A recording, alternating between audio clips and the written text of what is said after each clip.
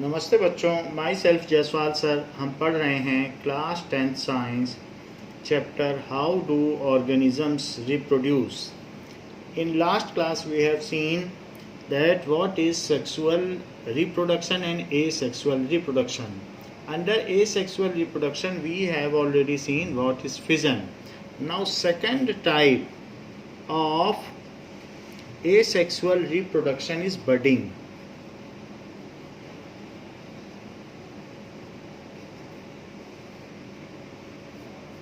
So what is budding? In budding, a small part of body of parent organism, a small part of body of parent organism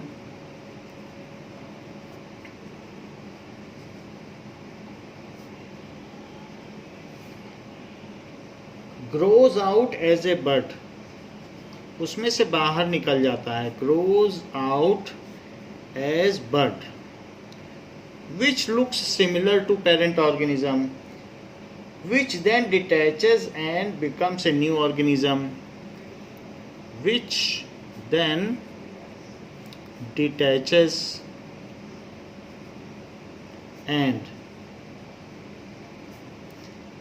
then becomes a new organism.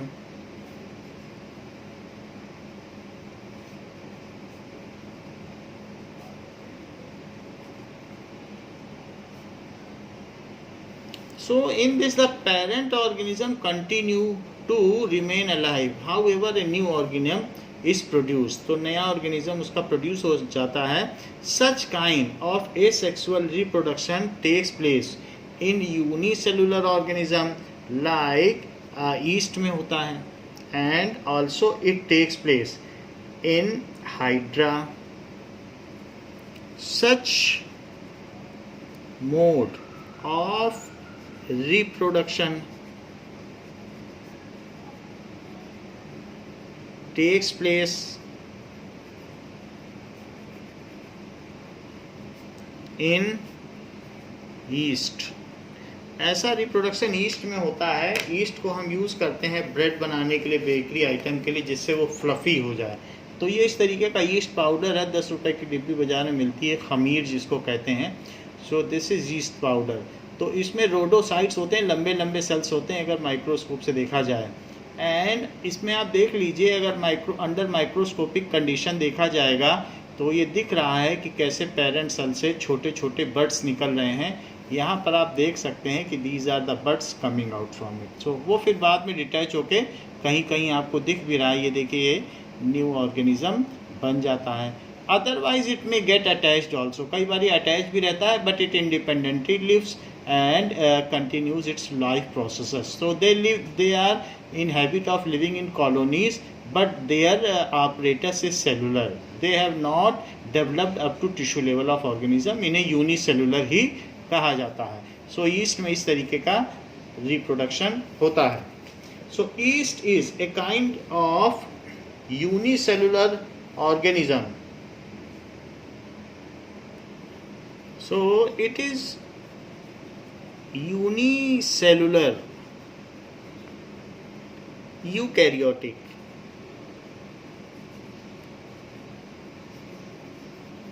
Of kingdom fungi, because it takes nutrition from some dead and decaying animal. उस पर east आ जाता है, तो इसलिए ये fungi में आता है. So in this reproduction takes place by budding. Now let us see how the reproduction takes place in yeast. So it is unicellular, however there is a bud coming out from it. So it outgrows, and after that it detaches from it. So it detaches from it and then it grows independently to get mature. Otherwise, this is also seen that under some cases the other cell does not detach and it continue to get attached, and some other bud starts coming out from it. So in this way they grow in the form of colony, and there is also a case that at certain times they get detached. So in both the way such kind of budding takes place. So it is the bud which is nipped out, but nipped out. However, here bud remain attached. So both are the cases.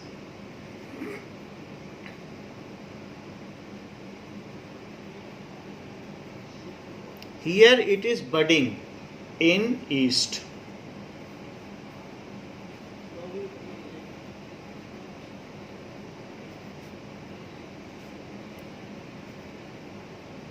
अगर आप sugar solution में थोड़ा सा east डाल दें, एक petri dish या glass slide ले लें और उसमें ईस्ट डाल देंगे, तो आप बडिंग को अंडर माइक्रोस्कोप बिल्कुल होता हुआ देखेंगे. It is so faster. तो वहाँ पर वो शुगर सोल्यूशन उसका न्यूट्रिशन है और उसमें ये मल्टीप्लाई करेगा. चीनी में पानी डालो और थोड़ा सा खमीर डाल दो. ईस्ट बाज़ार में किसी भी प्रोविज़न स्टोर में ईस्ट मिलता है, तो उसमें आप ये करके भी देख सकते हैं. Now the other example in which such kind of mode of reproduction takes place is hydra. In hydra also, hydra which is multicellular eukaryotic, multicellular है तो eukaryotic ही होगा. multicellular एनिमेलिया में आता है और साथ में एनिमेलिया में इसका फाइलम है निडेरिया या Coelenterata. So it is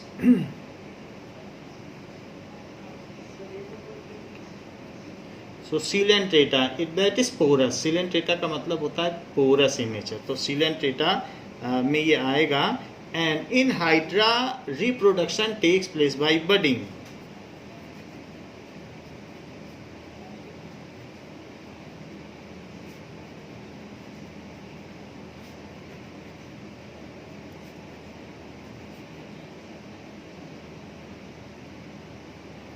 so hydra lives in watery condition. तो वाटर में रहता है, साफ पानी में रहता है. तो हाइड्रा किस तरीके से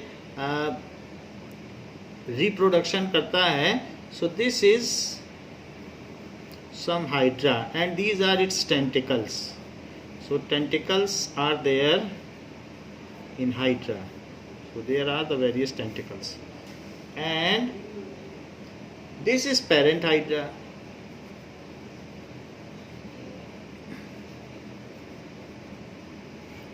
Some appendages comes out from this. तो इसी में से जब इसको रिप्रोडक्शन करना होता है तो इसमें से यहाँ से एक पोर्शन बाहर निकल आता है like this, which grows and then forms a mini hydra. So इसी में ये bud coming out, जो कि bud भी कह सकते हैं, comes out या bud is formed. Then it develops into a other hydra, जिसमें ये एक इंडिपेंडेंट हाइड्रा की तरह डेवलप होता है. However, this is the parent hydra and ultimately it get detached and then it is called as new organism.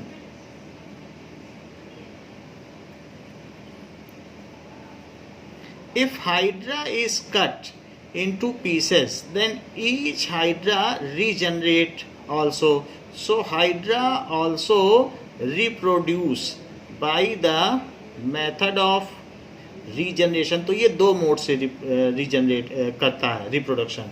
So here हमने देखा है कि hydra is reproducing by budding, लेकिन अगर इसको 3 पीस में कट कर दिया जाए तो हर एक पीस इंडिपेंडेंटली एक हाइड्रा बन जाएगा. तो इस तरीके से होगा. Now so budding in hydra यहाँ पर हमने देख लिया. It is new hydra.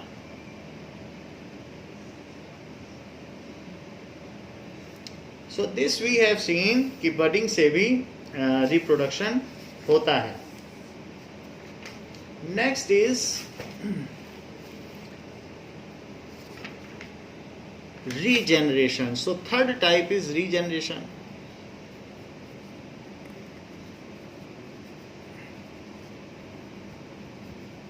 जैसा कि मैंने बताया कि if the process of getting back a full organism from its body part is called regeneration. The process of getting back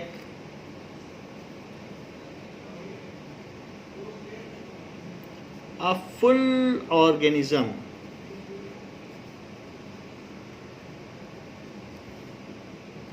from its body part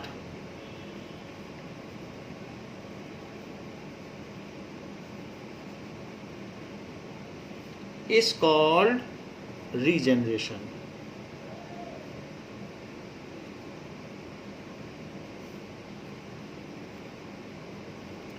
It takes place in planaria and hydra.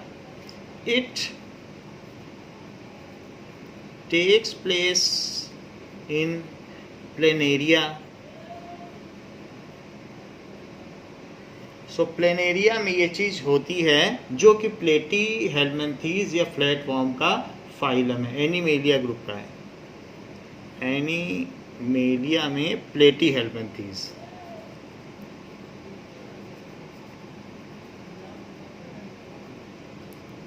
That is flatworm. Group का नाम है. तो planaria में इस तरीके से होता है, अगर उसको कई पार्ट में तोड़ दिया जाए तो वो ग्रो कर जाता है इवेंचुअली प्लेनेरिया में. So these types of asexual reproduction takes place in very primitive animals, जो अभी पूरी तरीके से जिनमें टिश्यू लेवल नहीं हुआ है या बॉडी सेल स्पेशलाइज्ड नहीं हुए हैं, उनमें ये चीज़ होती है. And it also takes place in hydra, जैसे ऊपर है उसमें भी होता है. एंड हाइड्रा जो कि सीलेंट्रेटा ग्रुप का है. And hydra. So in this process क्या होता है, if some body part is accidentally detached, then it grows completely into a full organism. Like जैसे कि लास्ट क्लास में हमने एक वीडियो भी देखा था प्लेनेरिया का. तो planaria it has some optic nerve, so it can sense light. ये लाइट को सेंस कर सकता है. And this is the planaria. And if planaria is deliberately, अगर आप इसे जानबूझ के कट कर दो अलग अलग पार्ट में, तो अगर आपने इसको कट कर दिया या एक्सीडेंटली खुद कट हो गया बाई सम प्रीडेटर्स, किसी शिकारी ने इसको कट कर दिया है, तो ऐसे केस में वो इसके किसी पार्ट को खा गया है, तो ऐसे केस में क्या होगा. So in this case the planaria develops, each part of planaria develops into full body part. तो इसमें ये क्या होगा कि यहाँ पर ये डेवलप हो जाएगा और फिर धीरे धीरे ये ग्रो कर जाएगा.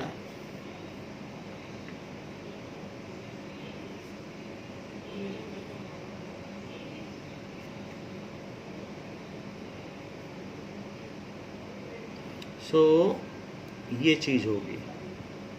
और एरो इसको ठीक कर देते हैं क्योंकि ईच पार्ट डेवलप्स है. सो इसमें एरो यहाँ से नहीं आएगा, एरो अलग अलग जगहों से आएगा. सो this is of this part, ये ऐसे आ जाएगा. This is for this part and this is for this part, ऐसे होगा. तो ये ऐसे चला गया. So each part develops into a new individual. 3 planaria worms are produced.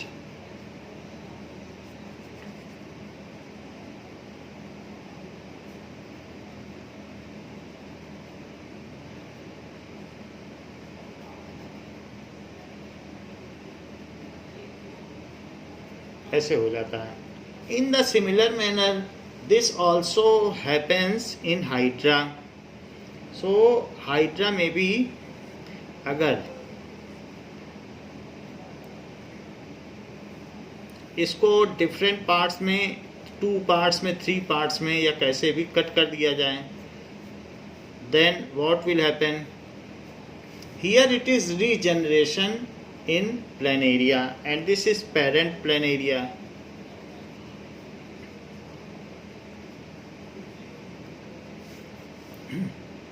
Now parent hydra and if it is cut, ये porous होता है, that's why it is coelenterata, that is completely porous. Coelenterata का जो etymology है, Greek origin है, वो इसका मतलब है पोरस. सो वाटर इसमें आ जा सकता है, वाटर कैनाल सिस्टम होता है. So if it is cut into 3 parts, then what will happen,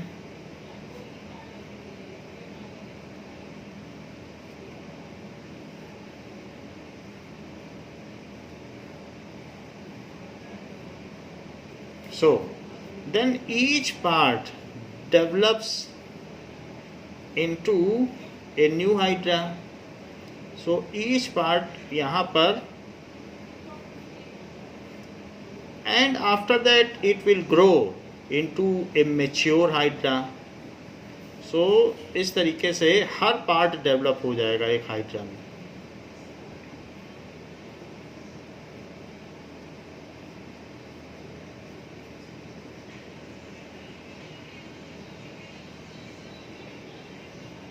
lizard में रीजनरेशन नहीं होता है, क्योंकि लिजर्ड में जो उसकी टेल है वो फिर से लिजर्ड नहीं बन सकती, इसलिए कुछ लोग कहते हैं लिजर्ड में रीजनरेशन होता है. ईच पार्ट को डेवलप होना चाहिए.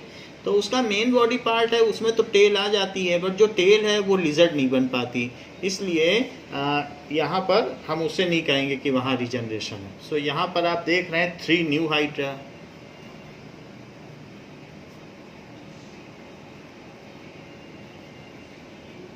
So it is a process of regeneration.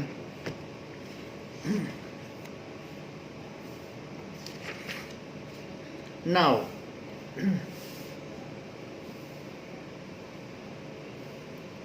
fragmentation, such kind of reproduction cannot take place in a complex organism because the cells are well specialized and their division of labor has taken place. जैसे हमारा heart है, अगर heart अलग हो जाए तो heart eyes नहीं बन सकता है, क्योंकि उसकी अलग कार्डियक मसल्स हैं.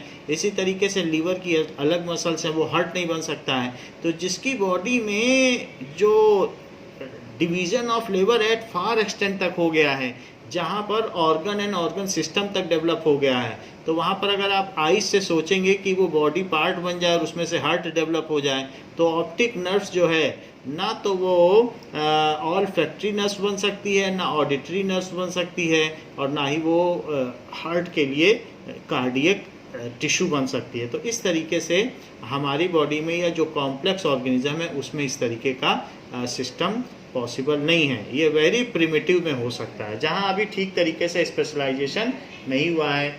और देखने में ये जो प्लेनेरिया एंड हाइड्रा हैं, तो देखने में ये इस तरीके से लगते हैं. तो ये 2 मिलीमीटर का होता है हाइड्रा. ध्यान से देखने पे पानी में तैरता हुआ दिखाई पड़ जाएगा, जबकि प्लेनेरिया 3 सेंटीमीटर तक लेंथ का होता है और चलता फिरता आसानी से दिखाई दे सकता है. Next is the 4th process. अभी तक हमने फिजन देख लिया है, इसके अलावा बडिंग देख लिया है, और यहाँ पर हमने देख लिया है regeneration. Now the next process is fragmentation.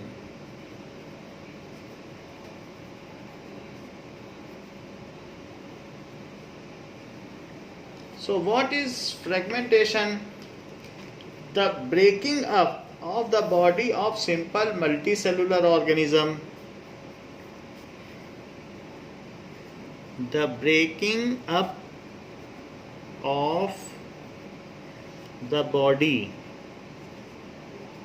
of multicellular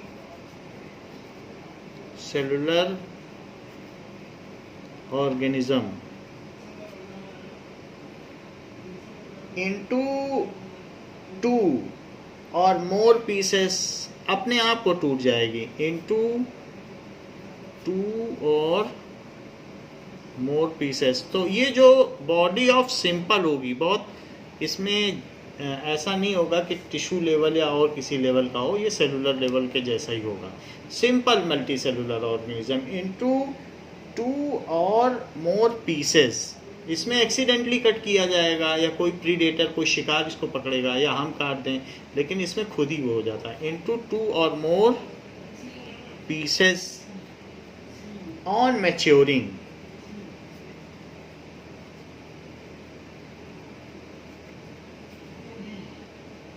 So each of which subsequently grows to form a complete new organism, जिसमें से हर पार्ट, जैसे कि स्पाइरोगाइरा में ऐसा होता है। So on maturing, each of which subsequently grows to form a complete new organism,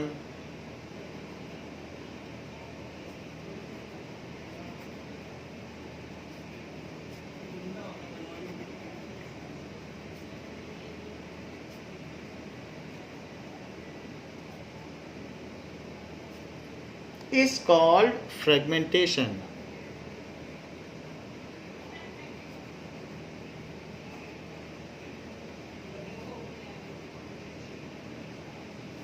इसको fragmentation कहा जाएगा कि वो खुद टूट जाता है। Like it takes place in spirogyra. Spirogyra पानी में जो इस तरीके की फाइबर टाइप काई होती है उसके ऊपर फ्लोट करती है, तो स्पाइरो गायरा में ये चीज़ देखी जा सकती है। अगर आप अंडर माइक्रोस्कोप देखेंगे तो स्पाइरो गायरा में ये देखा जाएगा कि if it grows beyond a certain size then it's automatically splits into two और more fragments which eventually grows to a full organism. Spirogyra को अगर हम माइक्रोस्कोपिक व्यू में देखेंगे तो इस तरीके का इसका माइक्रोस्कोपिक व्यू होगा। Now you can also see the other example of fragmentation is sea anemones. So sea anemones में भी ये चीज़ देखने को मिलती है, अगर इसको बीच से कहीं से भी इसको डाइसेक्ट कर दिया जाए। अदरवाइज इफ इट ग्रोज, ये वाटर के डीप सी वाटर के लेवल पे जो बॉटम है वहाँ पर पाया जाता है। तो इसमें क्या होता है कि ये खुद ब्रेक हो जाएगा अपने आप, and each part develops into a complete sea anemones. Starfish में भी फ्रेगमेंटेशन देखने को मिलता है। तो स्टार फिश में अगर उसका कोई भी पेंटापोडिया है, कोई भी अगर उसका पैर टूट जाता है, then it grows, both the pieces develops into a complete mature star fish. तो हम ये कह सकते हैं, इसके एग्जाम्पल कौन कौन से हो गए? स्पाइरोगाइरा,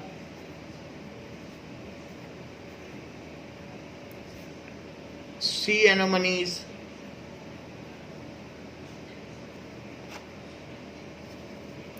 सी एनिमोन भी कह सकते हैं, इसकी स्पेलिंग याद रखने के लिए। सी स्टारफिश,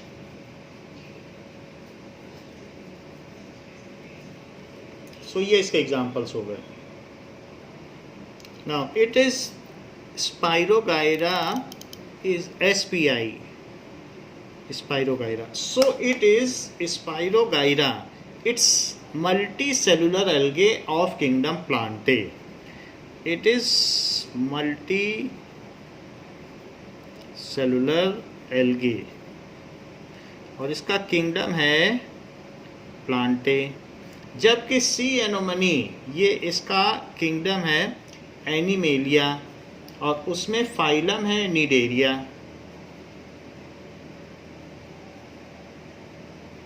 निडेरिया या सिलेंट्रेटा भी कह सकते हैं, बिकॉज इसमें भी वाटर कैनाल सिस्टम होता है, ये पोरस होता है सी एनोमनीज। जबकि स्टारफिश एनिमेलिया है लेकिन echinodermata, that is animalia, so echinodermata. इन तीनों में ही इस टाइप का रिप्रोडक्शन होता है, fragmentation. So let us see how fragmentation takes place in case of spirogyra. Spirogyra में ये एक स्पाइरोगाइरा है. जब एक ये सर्टेन साइज के बियॉन्ड ग्रो कर जाएगा तो क्या होगा, इस तरीके से ग्रो कर जाता है. एंड इसका स्ट्रक्चर कुछ इस तरीके से होता है.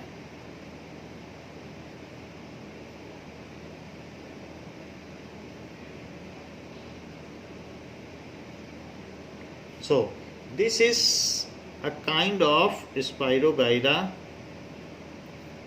जो कि एल्गे है, खुद फोटोसिंथेसिस करता है और मल्टी सेलुलर है.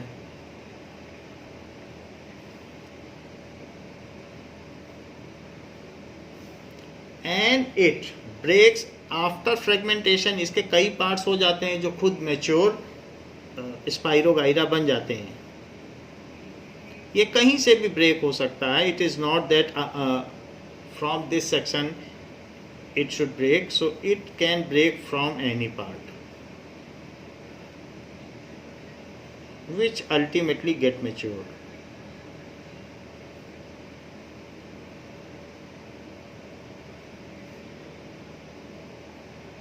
So in this way the fragmentation take place in it.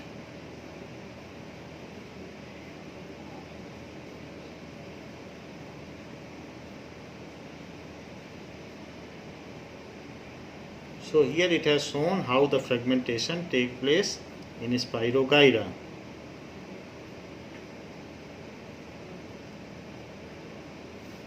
Like this. Also we can see, हमने पहले भी वीडियो में देखा है कि कैसे फ्रेगमेंटेशन स्टार फिश में होता है. सो फ्रेगमेंटेशन उसमें भी हो सकता है. So it is fragmentation in spirogyra.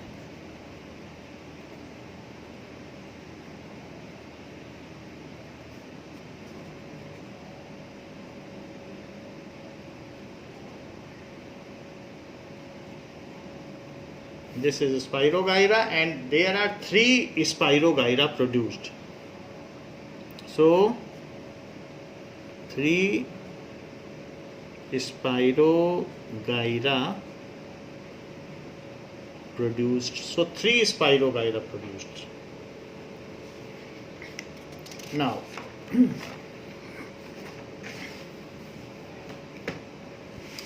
there is a question that what is the difference between regeneration and fragmentation. So this is important question. इसमें थोड़ा difference है. Now let us see the difference between fragmentation and regeneration.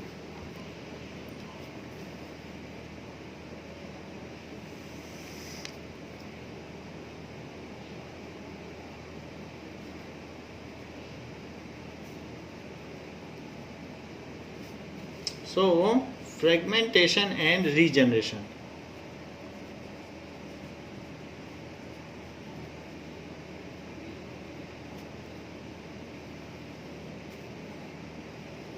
Some people say that lizards also can regenerate it, but in case of lizard it is not correct to say that it can regenerate it, because the amputated tail, that means the cut off tail, is not as perfect. The regenerated tail is not as perfect as amputated tail. जो उसकी पिछली tell गिरती है, original tell, उसकी तरह दूसरी tell नहीं होती. आप देखेंगे उसमें पीछे कई बर्ड्स होती हैं, तो उससे पता चल जाता है कितनी बार वो टेल गिरा चुकी है. And more over, if any of the leg of the lizard cuts, then the lizard is not able to regenerate its leg. So it is, the facility is only limited to its tail to survive and escape from its predator, hence, or from any danger. So it is not correct to say that lizard can regenerate. So fragmentation, a form of asexual reproduction. form of asexual reproduction where parent organism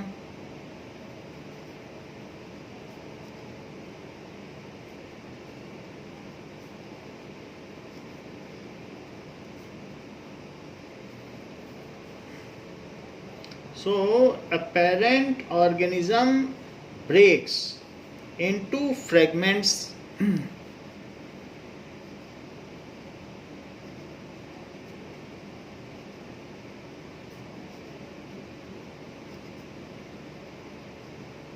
on its own, ये खुद करता है, on its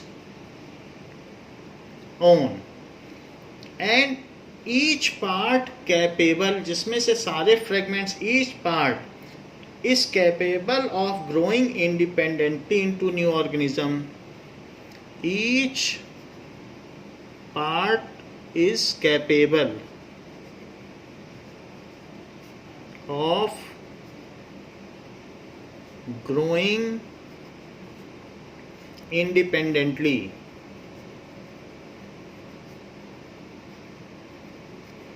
into new organism.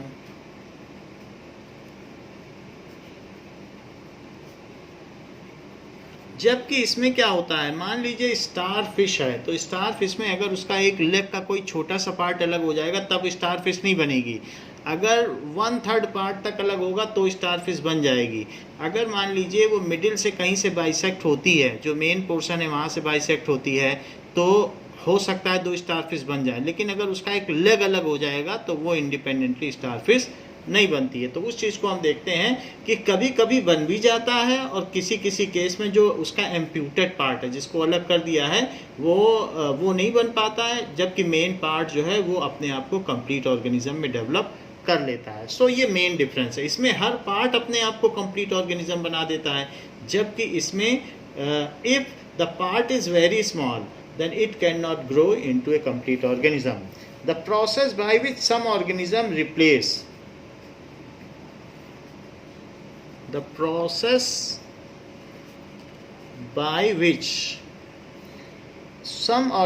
replace or restore lost of their imputed part, by which कुछ organism में ये ability होती है, organism replace और रीस्टोर, जो इनका खोया हुआ पार्ट है वो उसको फिर से पा लेते हैं, और रीस्टोर देयर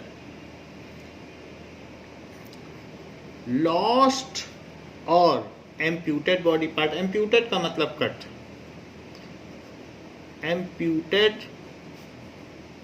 बॉडी पार्ट। किसी किसी में अब बहुत प्रिमिटिव है तो वहाँ पर जैसे हम प्लेनेरिया में देख रहे हैं हर पार्ट डेवलप हो जाता है।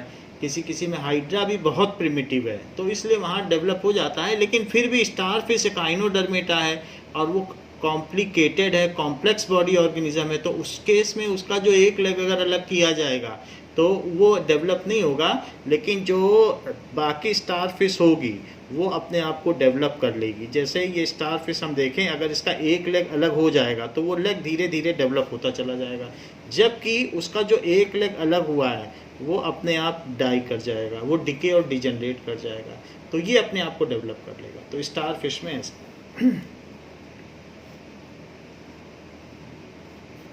Now second difference, other difference क्या है, ये इंपॉर्टेंट पॉइंट है, रीजनरेशन और फ्रेगमेंटेशन का difference.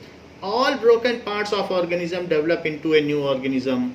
All broken part of organism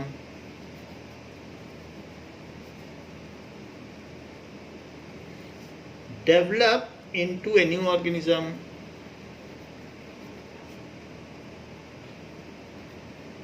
Develop into a new organism. जबकि इस केस में क्या होता है, all broken parts do not develop into a new organism. जैसे यहाँ मैंने दिखाया, ये डीजेनरेट हो जाएगा यानी मर जाएगा, डीजेनरेट, और यहाँ पर procure the lost body organ,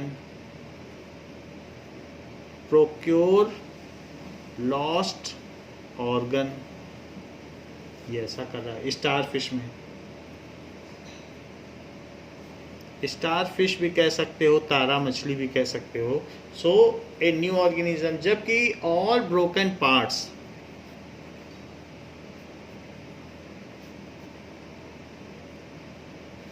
do not develop into a new organism, do not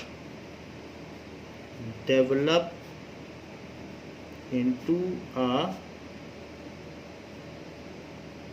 new organism. Here that is occurs through mitosis and no specialized cell is involve. ये बहुत प्रिमिटिव प्रोसेस है, इसमें specialisation है ही नहीं, इसमें tissue level का organisation ही नहीं है, काम का बंटवारा ही नहीं हुआ। It occurs through mitosis.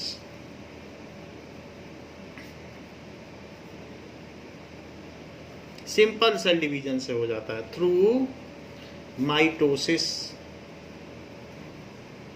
And does not involve specialized cells.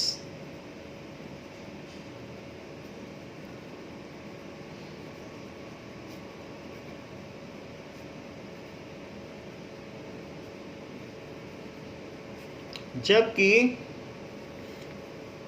इसमें क्या होता है, जैसे बहुत प्रिमिटिव होते हैं हाइड्रा में और हमने स्पाइरोगाइरा में देखा है, इन सब में ये चीज़ होती है। जबकि रीजनरेशन में क्या होगा, रीजनरेशन में स्पेशलाइज्ड सेल्स आर इन्वॉल्व, ये हाईली इसमें स्पेशलाइज्ड है। So specialised cells are involved, work का डिवीजन होता है और टिश्यू लेवल और उससे ऊपर के लेवल तक पहुंच चुका होता है। सेल्स आर इन्वॉल्व्ड, इसमें क्या है, that is occurs in organisms with a of primitive type. This occurs in organisms of primitive nature type, यानी simple body design।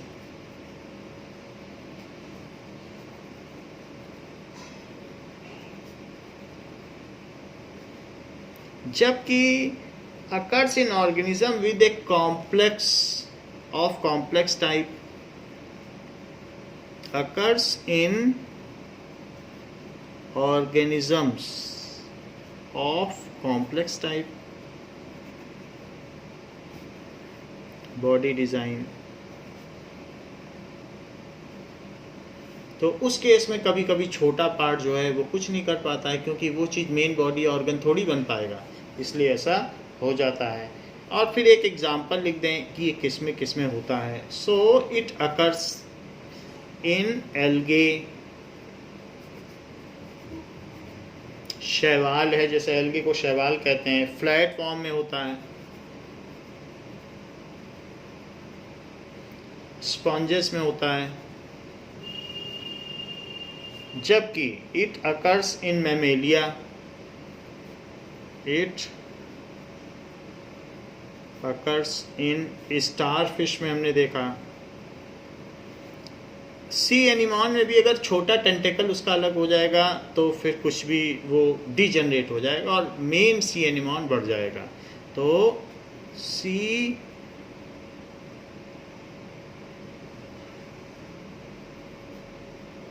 एनोमनीज इसको पढ़ते हैं। तो इन सब में ये चीज़ होती है, रीजनरेशन को जैसे हमने देखा।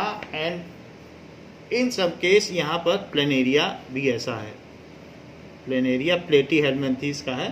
सो these are the difference between these two types. Now fifth is the spore formation. So fifth type of asexual reproduction, 4 तरीके के भी हमने देख लिए, फिजन देख लिया, बडिंग देख लिया, फ्रेगमेंटेशन एंड रीजनरेशन देख लिया है। Now next is spore formation.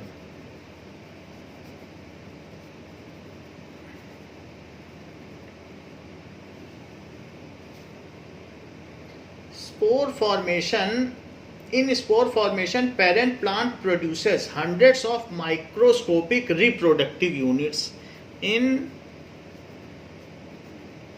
Spore formation, ये किंगडम फंगी में होता है. इन स्पोर फॉर्मेशन जो कि सेप्रोट्रोप्स होते हैं, सेप्रोफाइट्स होते हैं, वो दूसरे मरे हुए लोगों पर, डेड एंड डिकेइंग मैटर पर वो सरवाइव करते हैं. In spore formation the parent plant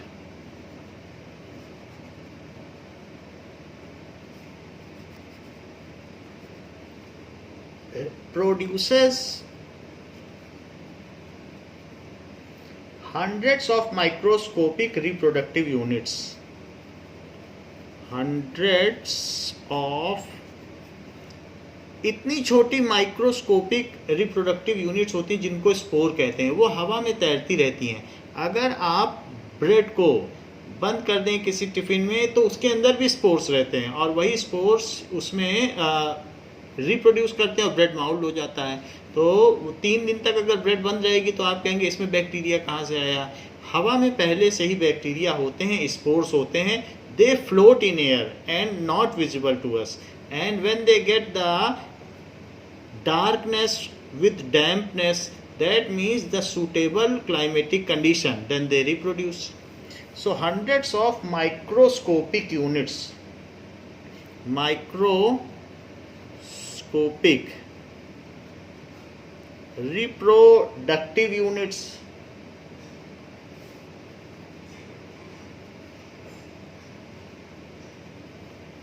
called spores. So reproductive units होती हैं इसमें, ये प्रोड्यूस करता है पेरेंट प्लांट, जिनको स्पोर्स कहते हैं. जैसे कि ब्रेड माउल्ड में अगर स्पोर्स देखा जाए तो ब्रेड पर इस तरीके से आपको ऊपर फंगस निकली हुई दिखेगी जो ग्रीन कलर की होगी. सो ग्रीन हो जाती है जब ब्रेड में स्पोर्स लगते हैं. तो इस तरीके की अलग यूनिट्स उसके ऊपर फंगस निकली हुई दिखेगी. And there are millions of such spore जो उसके ऊपर ऐसे दिखेंगे. और ये स्पोरेंजियम है. एंजियम का मतलब है जो उसको एनक्लोज करे. एंजियम का मतलब है body. Now, so this body encases spores. Sporangium में मिलियंस ऑफ स्पोर होते हैं. And it burst to release spores. ये बस्ट हो जाएगी और इसमें से स्पोर्स निकलने लगते हैं अंडर सूटेबल कंडीशन. और फिर वो जहाँ पर भी जाएंगे वो फिर से पूरा का पूरा फिर से सब कर देंगे. एक पार्टिकल भी टिफिन के अंदर रह गया तो इस सारा का सारा वो बना देगा. और जो ब्रेड है उसमें अंदर अंदर इस तरीके का जाल फैला होगा. अगर मान लीजिए कोई ब्रेड कहीं से ग्रीन है तो ग्रीन ब्रेड अगर मान लीजिए कहीं से हो गई तो, और आप ये उसमें देख रहे हैं कि ये पोर्शन पर यहाँ पर इस पर स्पोर फॉर्मेशन हो गया है. स्पोर फॉर्मेशन का मतलब है कि इस पर बहुत सारे पोर्स ऐसे ऐसे उठ गए हैं. Then it is never suggested that such portion is to be cut and eaten. क्यों ऐसा, इसको कट करके फिर ब्रेड नहीं खानी चाहिए क्योंकि इसमें से जो जाल आएगा ये नीचे वाला हाइफे वो पूरे ब्रेड में फैला हुआ है. So and that is poisonous. अगर ये पूरे ब्रेड में फैल जाएगा, ये जो इसमें से नेटवर्क निकला हुआ है हाइफे का, दो spore is visible to you but the network of its root is spread throughout the bread. So it is never suggested that advised to eat such kind of bread. तो यहाँ पर ये बात दिखाई गई है कि इस तरीके से इनमें ये फैला रहता है. So this is called hyphae. इससे इसको न्यूट्रिशन मिलता है. And it is stem and it is sporangium जिसमें स्पोर्स हैं.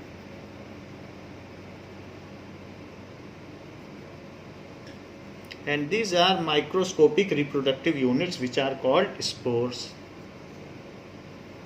तो इस तरीके से ये होता है.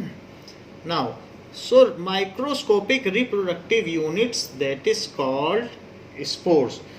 and here it has been shown by the rhizopus. इसको ब्रेड माउल्ड भी कहते हैं, ब्रेड माउल्ड प्लांट या rhizopus कहते हैं. It reproduces by spores. Now rhizopus जिसका किंगडम फंगी है, इसको कहते हैं ब्रेड माउल्ड, ब्रेड पर लगने वाली फफूंद, ब्रेड माउल्ड.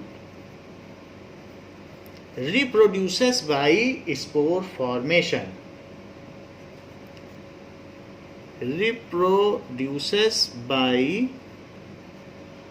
spore formation. तो यहाँ पर ये बात दिखाई गई है कि bread mould reproduces by spore formation. So reproductive units are called spores. When the spore case of the plant burst, यही spore case है जिसको sporangium कहा जा रहा है. So when the spore case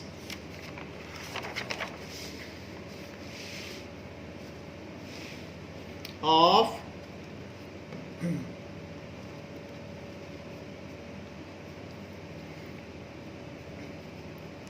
so when the spore case of plant burst, plant बोला जा रहा है बट ये प्लांट नहीं है, फंगी में आता है. Plant burst, then the spores spread into air. Then the spores spread into air, और ये फ्लोटिंग रहते हैं एयर में.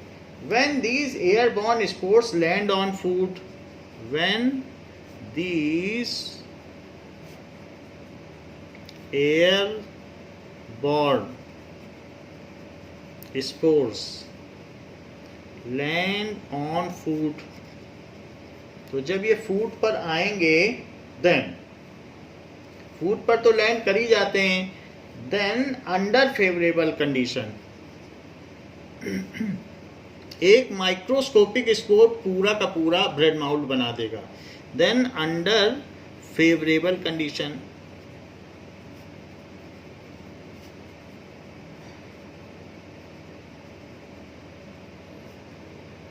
Like damp and warm condition. क्या है इनकी? नमी होनी चाहिए, damp and warm condition. So they germinate and produce new plants.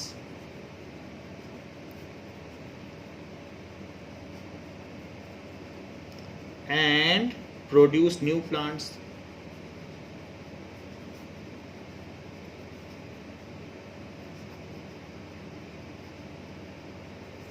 तो इस चीज को बताया गया है. दिस इज शोन कि ब्रेड माउल्ड में इस तरीके से दिखता है. और अगर आप इसमें अंदर हाइफे का नेटवर्क देखें तो पूरा जाल है और इसी में स्पोर्स भी दिख रहे हैं. आप ब्लैक कलर का देखेंगे तो दिस इज ब्रेड माउल्ड में यहाँ पर ये ब्लैक का स्पोर निकला हुआ है, ऊपर निकला है. आप ध्यान से देखें, ये स्पोर निकले हुए हैं और ये उसकी जाल है. सो ये हाइफे है और ये ऊपर ऊपर स्पोर है. अगर बहुत माइक्रोस्कोपिक व्यू से देखना चाहें तो ये पेनिसिलियम फंगस है. ये भी किसी न किसी चीज़ पर, डेड एंड डिकेइंग एनिमल पर उगी रहती है. और यही पेनिसिलिन है जिसने सेकेंड वर्ल्ड वार में जो मलेरिया फैला था उसके लिए एंटीबायोटिक का ये काम किया था और उससे पेनिसिलिन बना था और इसके लिए नोबेल प्राइज़ भी मिला था. तो ये भी एक तरीके का स्पोर फॉर्मेशन से जो फंगस है वो मलेरिया के ट्रीटमेंट के लिए यूज़ हुआ था एज एंटीबायोटिक. तो यहाँ पर स्पोर फॉर्मेशन को दिखाया गया.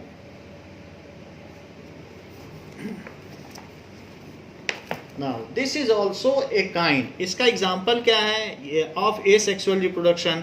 सो एग्जाम्पल आप रिजोपस देख सकते हैं जो कि ब्रेड माउल्ड है, पीछे भी बताया गया. So it is Rhizopus. Rhizopus में Z है तो उसको अमेंड कर लें, J नहीं है रिजोपस, तो इसको Z कर लें.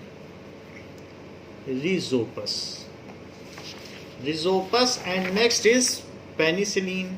पेनिसिलिन अभी आपने देखा किस तरीके से है. सो वो भी एक फंगस है, Penicillium fungus.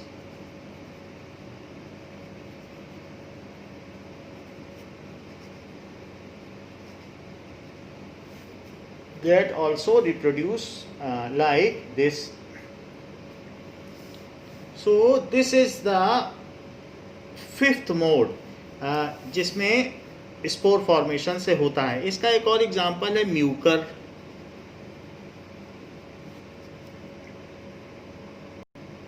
Here it has been shown the mucor. So mucor has been shown like this. यहाँ पर भी आप स्पोरेंजियम देख रहे हैं और इसका स्टेम है और आप इसमें यहाँ पर ये देख सकते हैं दिस इज द म्यूकर. तो म्यूकर में इसी तरीके से रिप्रोडक्शन होता है. So this is the fifth type by which reproduction takes place. Fifth mode of reproduction asexually. Sixth mode of reproduction is vegetative propagation.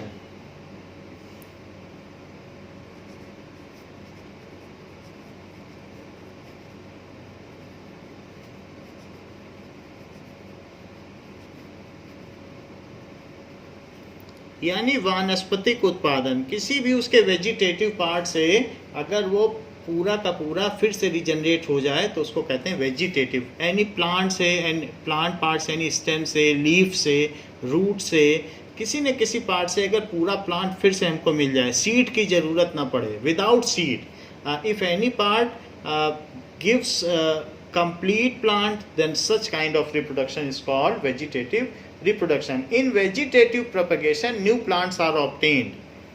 In vegetative propagation, new plants are obtained.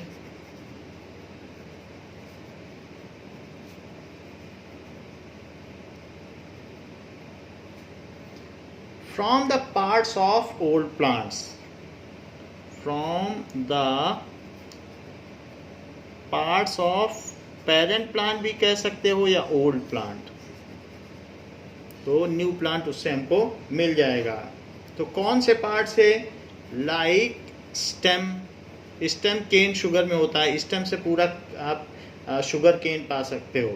Root, root अगर किसी का लगा लें तो उसमें भी होता है. लीव्स.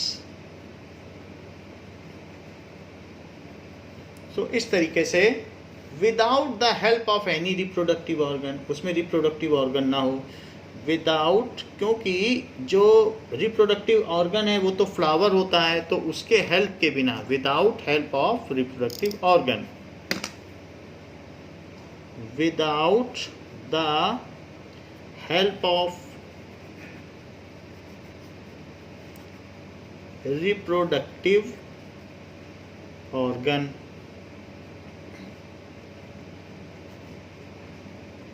जैसे कि ब्रायोफाइलम में इस तरीके का रिप्रोडक्शन देखा गया है. Now let us see the reproduction in bryophyllum by leaf. So leaf acts as if the leaf is detached from the main plant, then there are various tiny plants regrow and get converted into a full plant. Let us see it.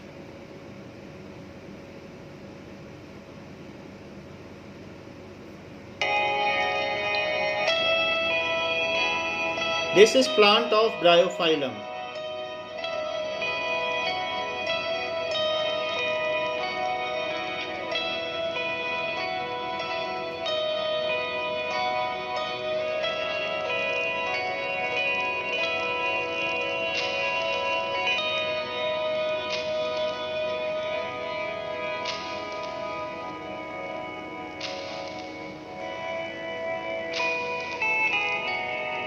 So it falls down on ground. अगर ये जमीन पे गिर जाती है तो क्या होगा?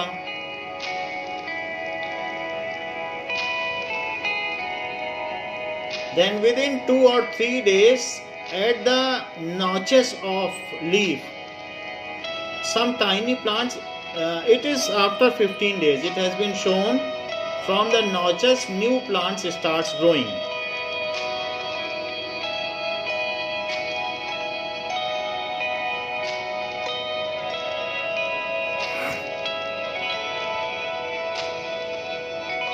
सो here also roots get developed. इसमें नीचे रूट्स भी रहेंगी और वो इंडिविजुअल प्लांट की तरह बिहेव करेंगे.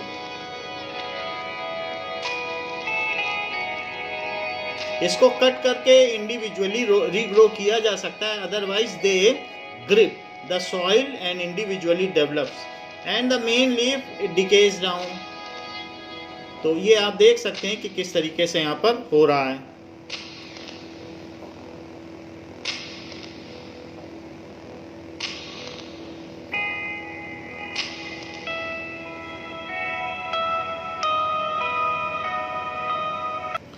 Let us see how new potatoes can be grown from old potato. So take 2-3 toothpick so that it can be held and half dipped into water and put it in the water so that it is half dipped. Put the potato on top of the jar. Allow the toothpicks to rest on the lip of the jar. Readjust the toothpicks if the potato doesn't rest evenly on the lip of the jar. Make sure the potato's eyes are covered with water, or else they will not sprout. Put the jar in a sunny location. A south-facing windowsill is perfect. You can also place the jar underneath sunlights.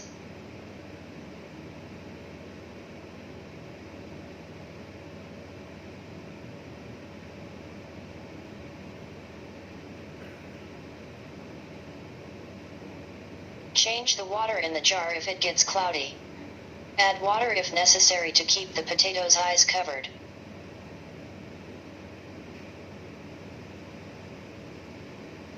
So if water becomes cloudy, then change it.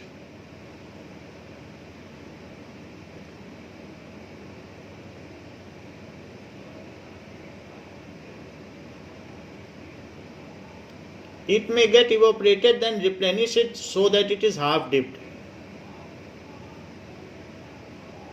Transplant the potato Now to a here you container can when the see roots have that sprouted. at the notches or Most eyes, potatoes take about a week for the sprouts to there are appear. some tiny plants come. So cut these parts and regrow under soil independently. In parts को cut किया जा सकता है और independently एक potato से कई potato उगाए जा सकते हैं.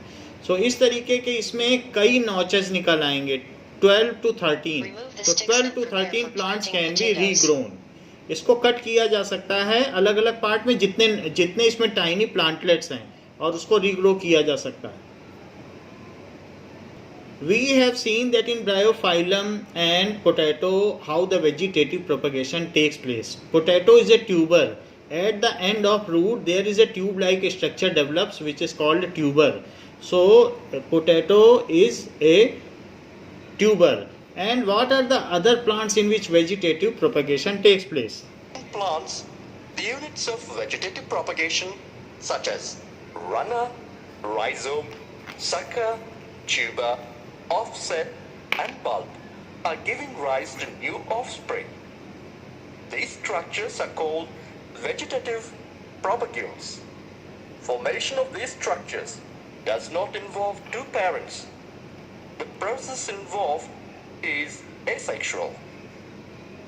Are you aware how plants like potato, sugarcane, banana, ginger and dahlia are cultivated?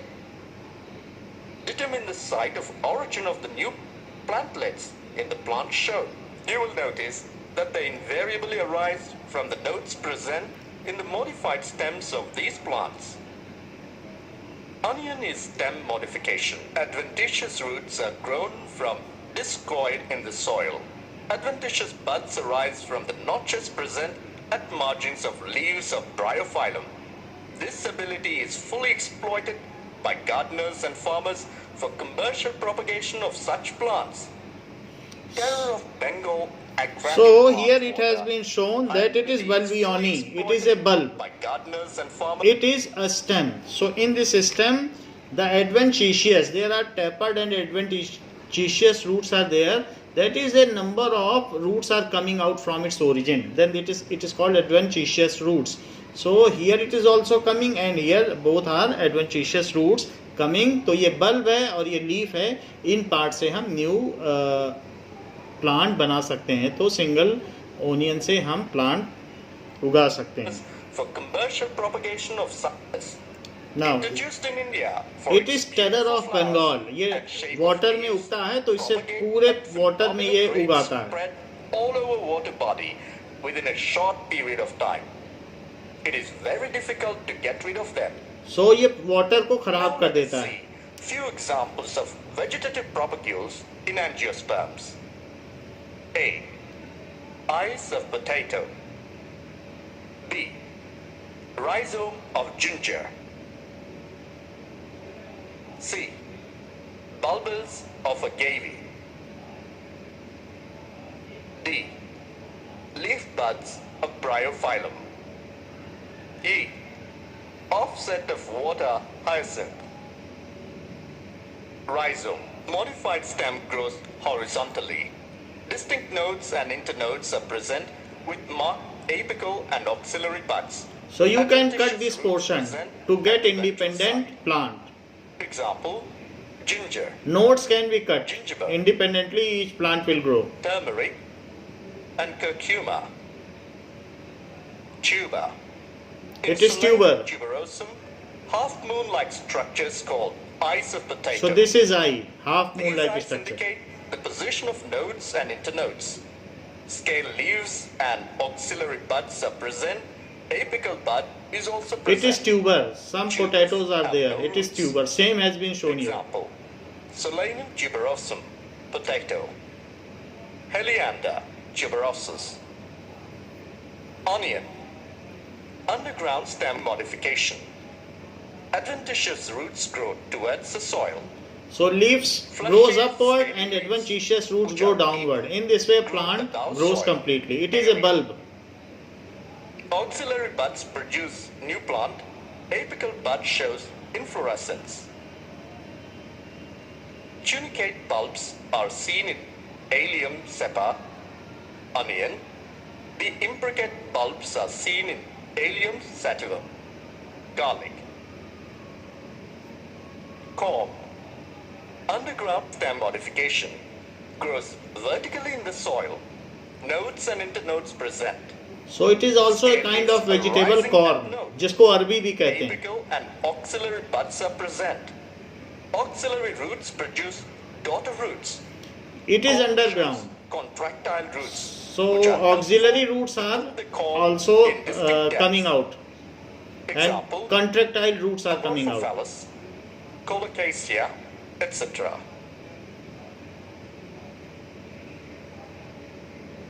So in next class we will learn about vegetative propagation, something more about it, and the other kind of, that is artificial propagation. It is natural vegetative propagation or artificial. There are two different modes of vegetative propagation. So both of these points we will see in the next class. For this class, this much is there. Thank you.